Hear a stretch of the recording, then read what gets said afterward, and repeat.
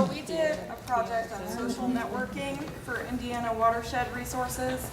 Basically, we created Facebook and LinkedIn accounts because we saw that the information about watershed management and water quality is spread out over the internet. So we wanted to sort of have these two websites that are very visible where people can go and see a lot of information that they need, such as like videos on how to do things or announcements about public meetings or jobs that come open or events where volunteers are needed, different things like that.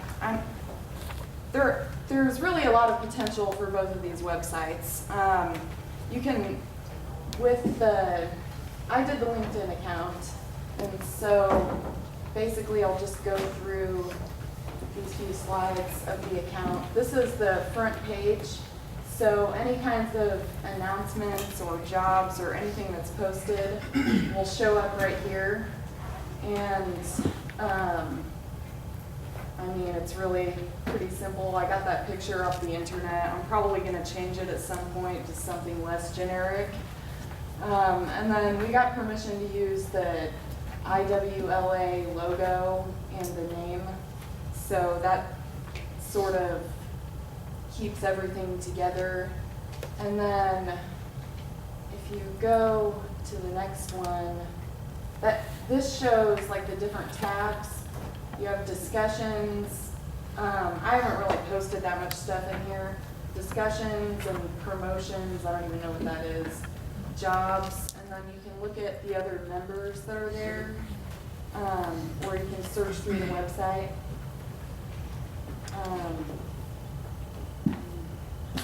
Is that the next slide? I think so. I think it is better. Well, anyway, I meant to put up a slide that had our networking friends. As of yesterday, I think I had 22 people following it. And I got them to all follow it basically by sending out these invitations. So everyone whose business card I got, I sent you all out an invitation, and then I sent out invitations at work and to the Hoosier River Watch facilitators. And so I'm basically just going through all these lists, trying to get people involved here. One of the things I wanted to use it for is we're having an issue right now with a lot of the Hoosier River Watch workshops. Like, not very many people are signing up for them. We might have 2 people that sign up, and that's not really enough to do a workshop. So I thought if we can get enough members on here, and then I post about those workshops, maybe more people will come. And it'd be useful for a lot of other things like that. So it is really easy to use. It's very intuitive. I mean, if you have any experience whatsoever in just typing things into Google, then you can use this. And it's a popular website. People already have accounts. They don't have to go and make a whole new account somewhere else. So it's fairly simple. And then you can put all kinds of content up there. There's really no limitation. You can copy and paste anything. There's another section that's like about us, and you can copy and paste things on there that would stay up permanently. Or you can post all kinds of things, even if it's just a link to a news article or a website. Like if you're in a watershed group and you want people to know about your group, you could just post a link to your website. And then the cons might be that it could be difficult to establish a strong group. I mean, I've sent out probably 200 invites, and like I said, like 22 people have signed up for it or whatever, so that might be hard. And then other people on the outside who aren't part of IWLA might think, oh, this isn't for me, so I'm not going to, add that group or whatever. So those might be some limitations to it. All right.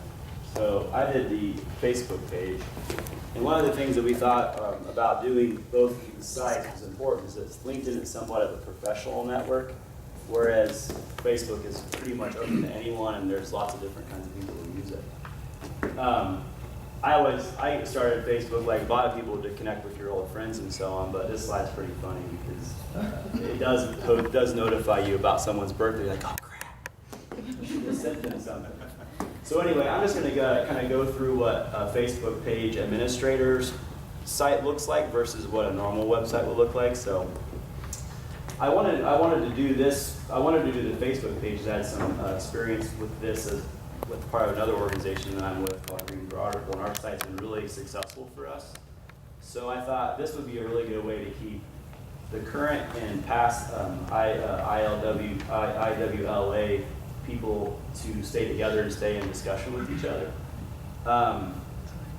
As many of you know, you probably have your own Facebook pages, but if you don't, you might have some idea of how they work. Essentially, this slide shows that these top boxes here are kind of unusual for a normal site. This is what you get when you make an organizations page.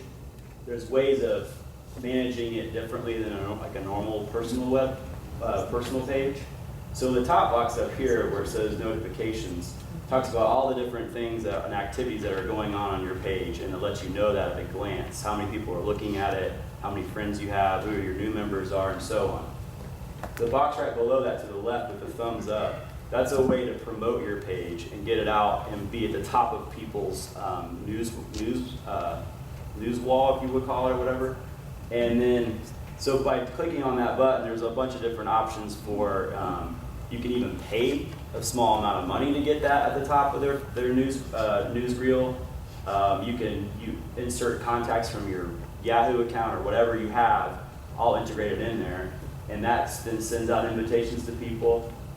So there's some pretty cool tools as an administrator on an organization's Facebook page that are available to you for promoting the page. The next slide is just the middle of what the screenshot of what the middle of our site looks like. And it's kind of more typical of what you would see on your own Facebook page. And that is, you have your banner photo, you have your profile photo, which in this case is the logo for our group. The photo at the top is a picture of Wildcat Creek that I took. And then there's a little byline on there about what this group is, and at the education line. And then the bottom left is the most recent post that we've made on our wall. And that's what gets posted onto all the people who we're friends with, which we have 38 friends at this time. I think we have many more than that now. So anyway, that's kind of the general thing. And then the bottom is the left is just our past posts, which I posted the website of our group. And then the likes, which is nice for people visiting our page. If they're like, oh, hey, I stumbled across this, I live in Marion County, I can click on the White River Festival and Alliance and go to their page and learn about that. So there's more of these networking opportunities. So in closing, I just wanted to say that these social platforms are really user-friendly, and many of us are already aware of how they work, so it's kind of a nice way to integrate it. And then we just wanted to kind of create a centralized location for all this information. So please friend me. Thanks.